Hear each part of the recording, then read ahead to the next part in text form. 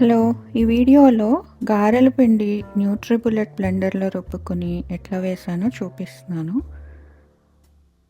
ముందు పప్పు రాత్రంతా నానబెట్టాను. దాన్ని జల్లెడ బుట్టలో వేసి నీళ్ళన్నీ వారినాక ఇట్లా బ్లెండర్‌లో వేసుకొని తర్వాత కావాల్సినవన్నీ జీలకర్ర, జింజరు, ఉప్పు, పచ్చిమిరపకాయలు వేసుకొని కొద్దిగా నీళ్లు పోసుకొని బ్లెండర్‌లో తిప్పాను. ఇది కూడా నా ఫస్ట్ టైమే ఇట్లా ట్రై చేయటం.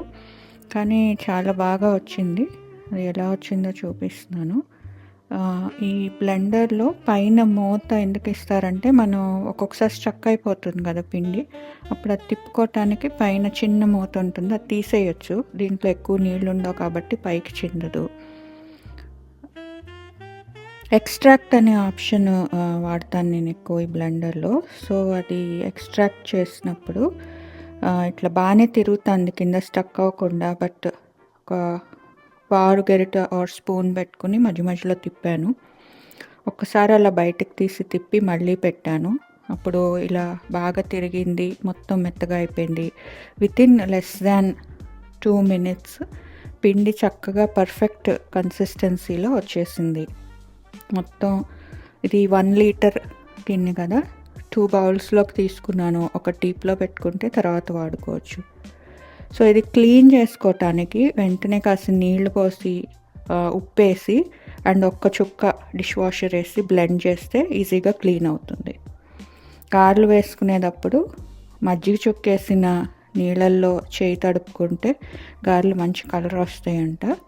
సో, అందుకని అలా మజ్జిగ చుక్క పెట్టుకున్నాను. ఇలా చూసారా, కన్సిస్టెన్సీ చాలా పర్ఫెక్ట్గా వచ్చింది గారెలకి పిండి. సో, గారెలు వేసాను, బాగానే వచ్చినాయి. ఇది క్యాస్ట్ ఐరన్ ప్యాన్, చాలా వెడల్పుగా ఉంటుంది. కానీ క్యాస్ట్ ఐరన్లో నూనె వేడెక్కటం కానీ అంత బాగుంది. సో, అందుకని ఇదే వాడుతున్నాను నేను, స్టెయిన్లెస్ స్టీల్ కన్నా కూడా. అండ్ ఆయిల్ ఏమో రైస్ బాన్ ఆయిల్, అందుకని కొంచెం నురగొస్తుంది. గారెలు బాగానే వచ్చినాయి. సో, చట్నీకేమో వేరుశనగ పప్పు కొబ్బరి వేసి చేశాను. దానికి మనం జ్యూస్కి వాడే ఆర్ స్మూతీకి వాడే బ్లెండర్ వాడాను.